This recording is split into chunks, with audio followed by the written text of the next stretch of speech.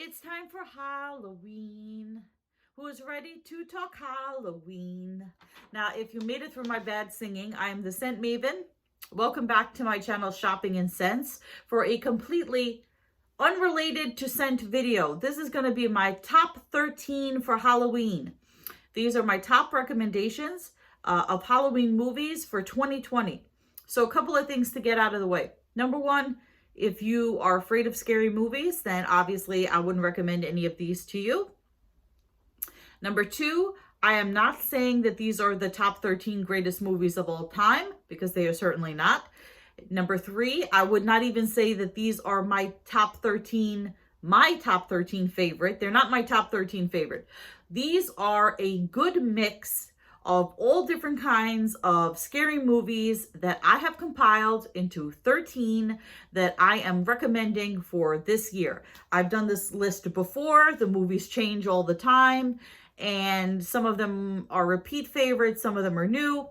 Now, usually I show you the DVDs if I have them on DVD. Some of them I watched on Netflix and I don't have them on DVD, so I have printed out pictures of the covers so I can show you. Yes, I could have inserted the photos, but who wants to do all of that editing? So let's just get into it. My number one movie to watch for Halloween 2020 is Terrifier. So Terrifier is about Art the Clown. And as you can see here, it got really great reviews. This is a truly terrifying movie. So a little background on Art the Clown.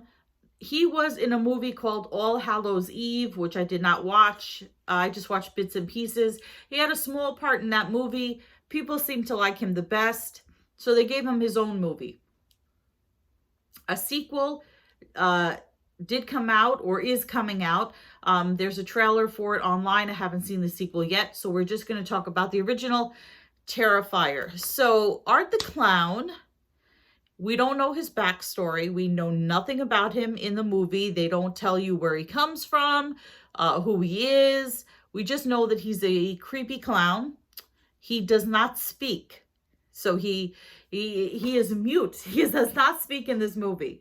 So what is the movie about? So it's a very basic plot. So these two girls are leaving a Halloween party and they're dressed in their costumes. One of them is wearing like, I don't know, like a sexy skeleton, I think, costume. And the other one has got on like she looks like she's a waitress at a beer garden or something. It's a brunette and a blonde. Now the brunette, she reminds me of the girl from Scream, and I cannot think of her name.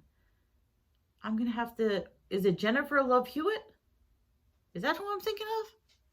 Anyway, I'm not refilming this. So Art the Clown. So there are these two girls, women, and they leave this Halloween party and they notice that there's this clown following them. So the blonde girl, she's like totally, nonchalant about it. She's like, oh, he's just goofy guy in a Halloween costume, just being an idiot, and he's just trying to be spooky and whatever, and nothing to worry about. And the brunette, she's like really scared. She's like, I don't like this and whatever. So they go to this pizza place after the party, and they're having their pizza, and Art follows them into the pizzeria, and he just sits at a table and he kind of smiles at them and whatever. And the blonde girl thinks that he's flirting with them. So she totally doesn't take it seriously. Anyway, she's like, oh, she says to the brunette, she's like, I wish I knew their names in the movie. I forgot. Anyway, she says to her, oh, don't worry about him. He's just being stupid. And she even goes over and sits on his lap and takes a selfie. Then they leave the pizzeria, they get in the car, they find that their tires are slashed, and the brunette says to the blonde girl, I think it was the clown. And she's like, oh, don't be ridiculous or whatever. So now she doesn't have AAA, she doesn't have a spare tire, so they have to find a way to get home. And Art the Clown starts stalking them and other people, and he just, starts killing people for no reason. Stalking, hunting, killing people. and using his implements of torture that he carries around in this black garbage bag. So he's got a black garbage bag, like a kitchen garbage bag, and it's filled with like axes and needles and knives and all these horrifying things. I will say that there's a lot of killing in the movie.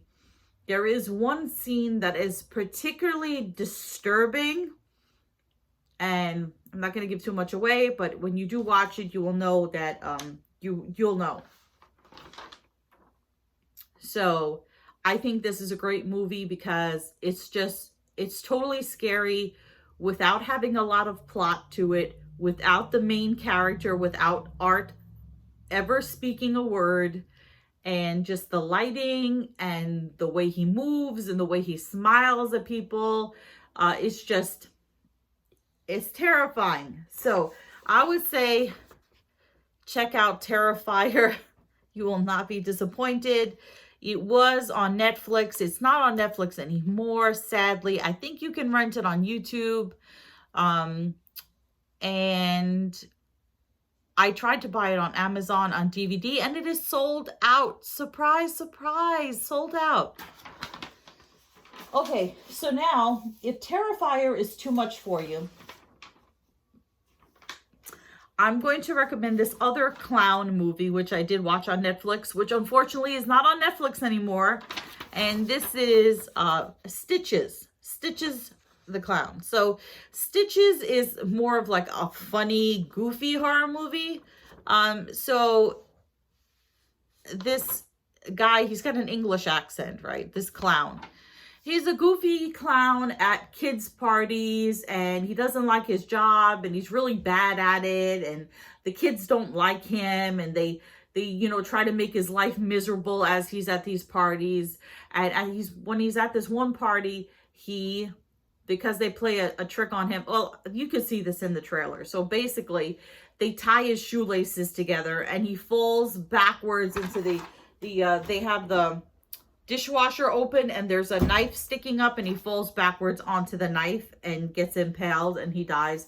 And then basically, however many years later, the same kids are grown up or whatever, and they're teenagers, and they're having a birthday party, and Stitches comes back to wreak his revenge. It's not that scary. It is a little bit gross on the gore, but it's not as scary. It's not nearly as scary as Terrifier. So, what movie should I go on to next? Let's go into this one. So this is a movie that's been out since I think it came out in the 80s. And I just watched it this past year. And that is Candyman. So the slogan is, "We dare you to say his name 5 times." Now, there is a reimagining of this movie. This movie had many sequels. I've only watched the original. There is a reimagining of it coming out, directed by Nia DaCosta and produced by Jordan Peele, who is behind the movie Us and Get Out. Because of the whole COVID thing, I think the release of the movie got pushed back. I was really looking forward to seeing it. But anyway, the original Candyman is about it's these 2 grad students, and they're doing this thesis on urban legends, and they are investigating the Candyman legend, which is if you look in the mirror and you say his name 5 times, he's supposed to come and kill you with a hook. And so they're looking into this urban legend, and so they decide to test it out to see if it's really true, and they invite the Candyman to come after them. It's really scary. The first time I watched it, I found it scary and disturbing, really disturbing. Upon subsequent viewings, because after I watched it once, I was like, wow, that's really shocking. It's really creepy. It's really disturbing. I want to watch it again. So I watched it a few times. Not like one right after the other, but I did watch it subsequently. And also on Netflix. And I have to say, it's not as scary. It doesn't have the same impact as it does the first time that you watch it. But I definitely do recommend watching it, and it's a great movie. Watch the first one. I don't know about the other ones. Yeah. So that is number 3 on my list. I think I'll go through the Netflix ones first, and then I'll go to the ones I have on DVD. Okay. So this is a Netflix movie based on a Stephen King book. This is Geralds Game. And this is not really what you would think of as a horror movie so much. So it's about a husband and a wife, and they are having marital difficulties. And their love life, their sex life has kind of, puttered out. They fizzled out. So the husband, Gerald, he decides that he's going to reinvigorate their marriage, right? So he takes his wife to this cottage in the middle of nowhere, separates them from everyone. They're going to have this romantic weekend. And I think he takes like Viagra or some sort of pill or something so he can be super virile. And he takes out these handcuffs, and he handcuffs his wife to the bed, and he gets like all, I don't say frisky. He gets aggressive. He gets really aggressive, and she doesn't like it, and she tells him, stop, stop being, like aggressive. Is this what it's come down to? Do we have to like resort to handcuffs and bondage kind of stuff in order to reinvigorate our marriage? And then what happens, and I'm not giving anything away here because you can see this in the trailer, he has a heart attack and dies. And so she's in the middle of nowhere with no one around, and she's handcuffed to the bed, and there's no one to come and save her. And she starts hallucinating. And so a lot of the movie is her hallucinating, her not really believing he's dead, and how is she going to get unchained from this bed? It's really a disturbing movie. Not as disturbing as Terrifier, but it really gets you, like thinking. It's something. So, and a lot of Stephen King, not all of Stephen King movies, but a lot of Stephen King movies are great movies. So, I would recommend Gerald's Game as a sort of different type of Halloween-y movie. And this is still on Netflix, so you can go and check it out. Okay, the next 2 that I'm going to talk to you about are also still on Netflix. Creepy Dolls. How could we have a top 13 without Creepy Dolls? The Boy. So a sequel did come out. I heard it was terrible. The Boy is this, okay, so the story is this girl takes a job as a babysitter. She goes to this, Victorian looking house. She meets this husband and wife, and they say they want her to take care of their son, Brahms. And it's really easy to remember his name because it's like the composer. So they want her to take care of Brahms. So they, they're talking to her, and then they introduce her to Brahms. And they seem to be completely oblivious to the fact that it's a doll. And she's like, is this a joke? It's a doll. She doesn't say that, but she can't believe that the couple is treating this doll as though it's a human child, and that they expect her to take care of him as though he's a human child. And they give her a list. It kind of is like Night at the Museum, like the things that you have to do. So they give her a list. They're like, never leave him alone. Don't cover up his face. Make sure you feed him. All these things. And she thinks they're crazy. And she's like, well, okay, whatever. And then they leave. And she's like, well, I'm just going to sit here and I'm not going to, it'll be easy. I'm taking care of a doll. And it's not a real child or whatever. So this is easy money. And then creepy things start happening. Like the doll starts to move from room to room. Like you don't see him moving, but like, she's in one room and then all of a sudden, with him, and then all of a sudden he's in another room, and like she leaves him sitting in one position and then he's in another position. So clearly he's moving, and she thinks the doll is haunted. And then, later on in the movie, we find out what the true story is behind the boy. So, still on Netflix. Recommend checking it out. This one is also still on Netflix. It is Would You Rather. Now, this is like kind of in the vein of Saw. It's a really disturbing movie, and it has one heck of an ending, which I will not reveal. So this woman here, she has a brother who is very sick, and he's in need of like a kidney. I think he's in need of a kidney. He needs a life-saving surgery that she cannot afford. So she meets this eccentric rich guy, and he says to her, I can help you get what you need to save your brother. All you have to do is come to my house and play a game. And there'll be other people there. And if you win the game, you'll get the life-saving surgery, anything that you need to save your brother. So she agrees, and she goes to this party, and they play a game of Would You Rather. Now, everybody at the table has something that they need. They're in dire need of whatever it is, just like she's in dire need of saving her brother. So they all have motivation to be there. But the Would You Rathers are... neither one of them is pleasant. So it's like, would you rather stab yourself in the leg or electrocute the person next to you?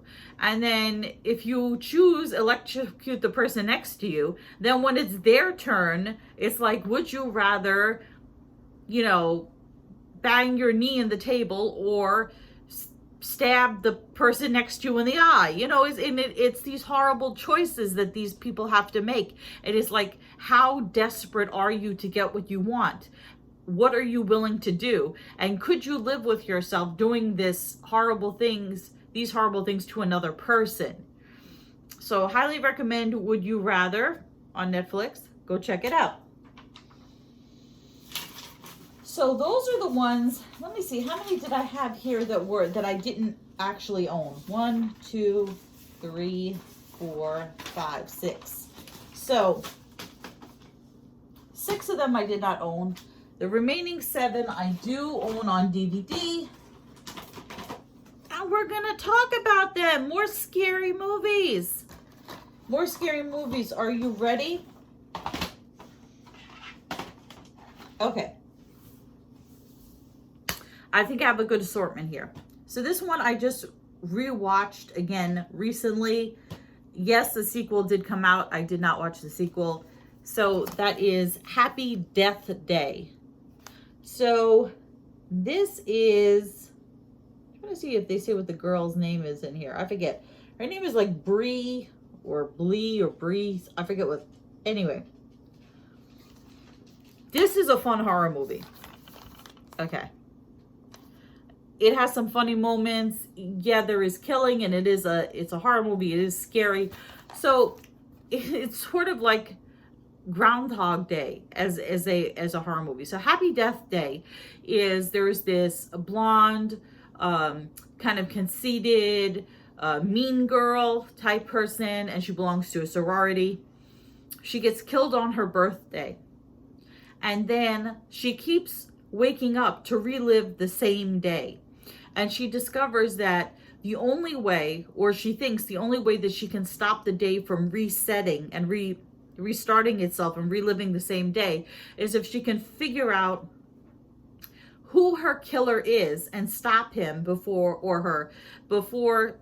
that person kills her. She has to find out who her killer is. Now, in similar to Groundhog Day, it's a thing where the day keeps resetting. We don't know why the day resets. We think maybe because it's a significant day, because it's her birthday. And her life is not exactly perfect. She doesn't really like her friends. She has some issues with her dad. Her mom passed away. So she's got a couple of things going on. So that kind of hints at the reason why the day is significant and it keeps resetting itself.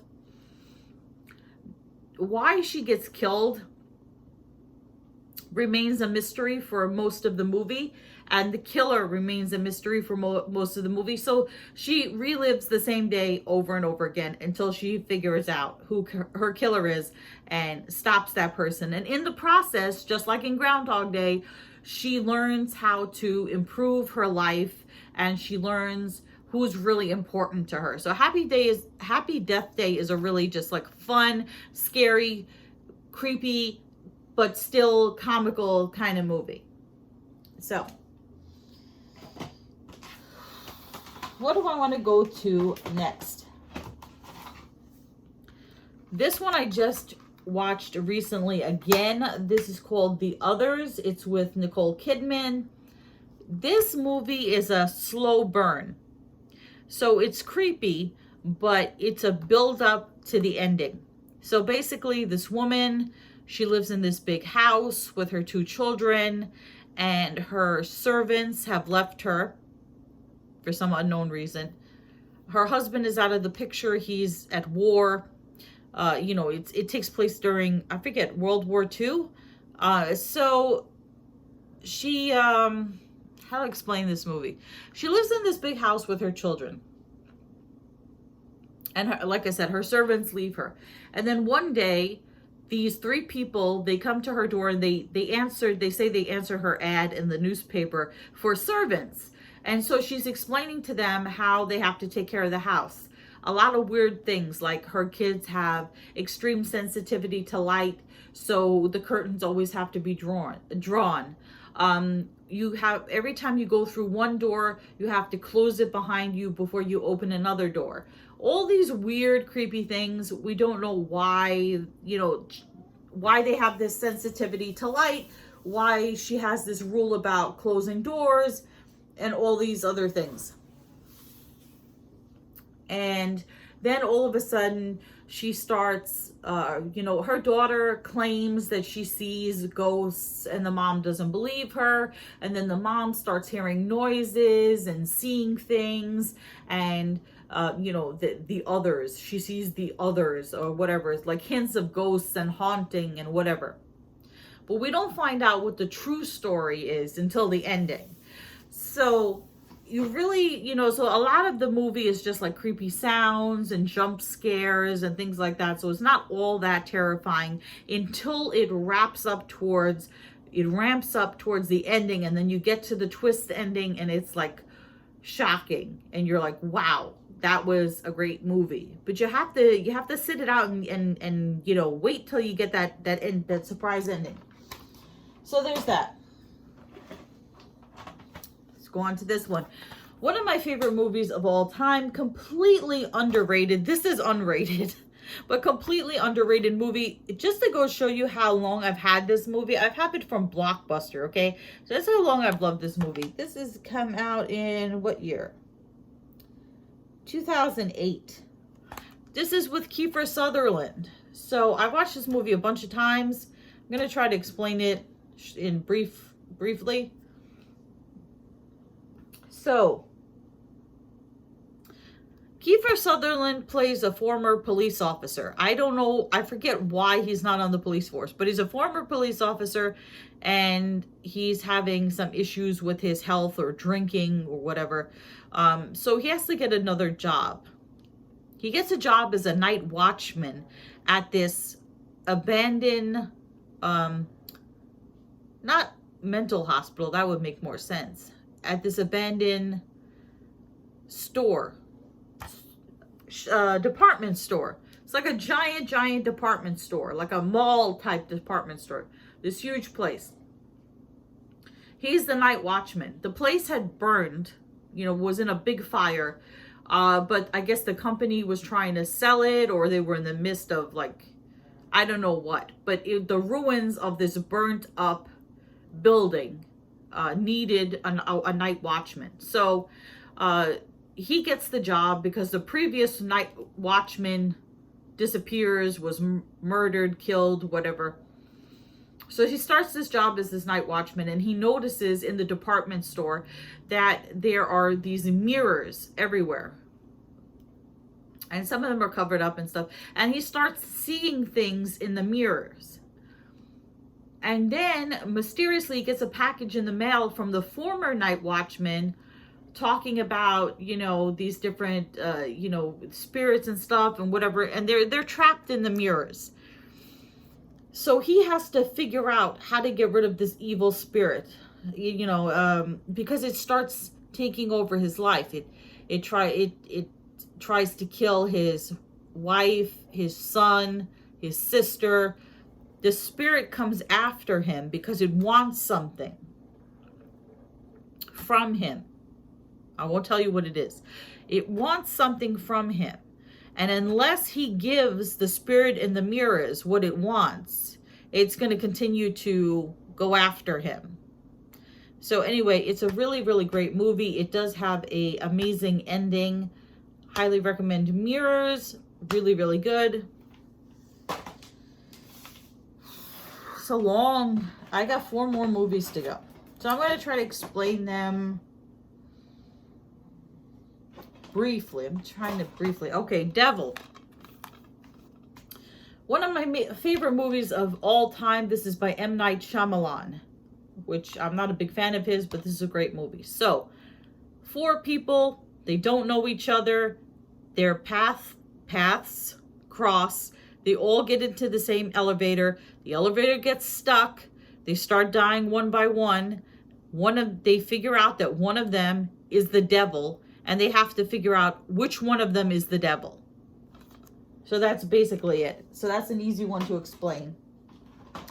This is another favorite that I bring out when I talk about horror movies. This is Drag Me to Hell.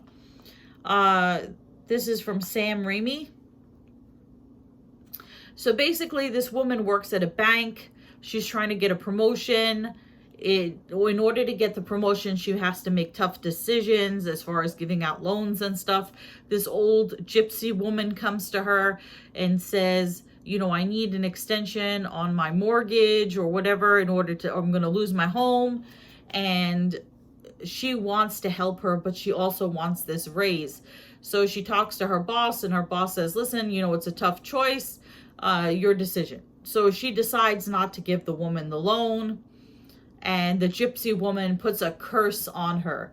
And I forget what the curse is called. It would be helpful if I remember what the curse is called. I forget. So basically, how she curses her is she takes a button and she blows on it or whatever, and then she puts the button in her pocket or whatever, and that's the accursed object. And so she's trying to figure out, the spirit is starting to haunt her. Weird things start to happen. She goes to this guy who's like a psychic, and he tells her that she has to, the only way to get rid of the cursed the curse is to take the accursed object and give it to someone else. And so she's got to try to figure out, you know, how do I beat this spirit? Who am I going to give this horrible thing to? You know, the only way to get rid of it is if I give it to somebody else. So she's got some things that she has to wrestle with. I really wish I remembered what the thing is called. The evil curse is called. This is another one with a, I think it's called like, I'm going to say it's called the Lamia, so I forget. Anyway.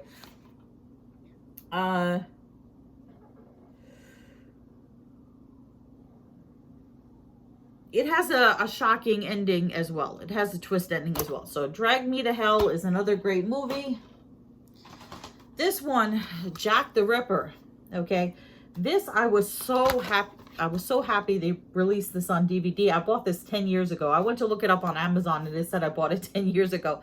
Anyway, so everybody knows the story of Jack the Ripper. The murders happened in 1888. This was a TV movie, a 2-part TV movie. They came out in 1988. So they said that 100 years later, it was like a big thing on TV. The people who produced it or whatever said, you know, 100 years later, we have definitively solved who Jack the Ripper is. We've looked at the Scotland Yard files. We've we've determined who it is. And like I said, I think I mentioned this. It stars Michael Caine, who is an amazing actor. He plays Inspector Frederick Abilene, who's called in from Scotland Yard to investigate the Jack the Ripper murders. This is a 2-disc set. Like I said, it was a 2-part TV movie, which I am so glad that they released on DVD, because when it first came out, I taped it onto videotape. That's how long ago it was. And then 10 years ago, I guess, I missed the movie. I had watched it so many times when it came out. Loved this movie. And then when it was on DVD, I was like, I have to get it, because VCRs and videotapes were long gone. And they had, Warner Brothers came out with this archive collection. And I was just, I was very happy. Now, you can still purchase this online on Amazon. The cover is a little different. It has a picture of Michael Caine and Jane Seymour, who is also in the movie. She plays a bit part. She plays kind of like his love interest. It's kind of like a side story, not part of the main story. But Jack the Ripper, definitely a great, great, great movie with Michael Caine. I watched, this movie is 3.5 hours to 4 hours long. I watch it all the way through. I've watched it multiple times, never fast forward. The acting is so superb. The story is so great. Now, whether they definitively found out when they promoted it back in the 80s, who Jack the Ripper was, not exactly. Things have come out since this that say that what they discovered or what they portray in the movie is not exactly true. So now we're up to the 13th movie, and I think this movie needs no explanation. I put this in every horror movie must-watch list that I do, and I'm going to put it in this one. So if you are one of the people who have been under a rock since like 1970-something, go check out The Shining. Stephen King, no, not Stephen King. Well, it's Stephen King's book, but it's Stanley Kubrick's The Shining, starring Jack Nicholson and Shelley Duvall. You can see her there. How to explain this movie real fast. So the movie, it's about this guy, Jack Torrance, and his wife, Wendy, and their son, Danny, right? So he gets the job as a caretaker at the Overlook Hotel. The Overlook has spirits, evil spirits in it. The previous caretaker murdered his whole family. So Jack Torrance has to watch the Overlook Hotel for 4 or 5 months during the winter season when the hotel is closed. So as the maintenance guy, as the caretaker, he has to like turn on the boiler and heat certain parts of the hotel and just take care of the maintenance of the hotel during the off season, which means he's completely isolated. Him, his wife, and his son are completely isolated from the rest of the world for this time. And he gets what people call cabin fever. They warn him that the previous caretaker had gotten cabin fever and went crazy and killed his wife and his 2 twin daughters. But he's like, oh, that'll never happen to me, and then basically the same thing happens to him. He starts having these nightmares. He starts hearing voices. He starts thinking about murdering his family. And the thing about this that makes it especially scary is that there is no monster in the movie. The monster is this man, this seemingly normal man that, okay, yeah, he had a drinking problem previously, but this seemingly normal man goes completely insane.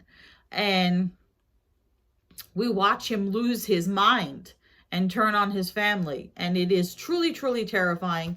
So if you have not watched The Shining, absolutely watch The Shining.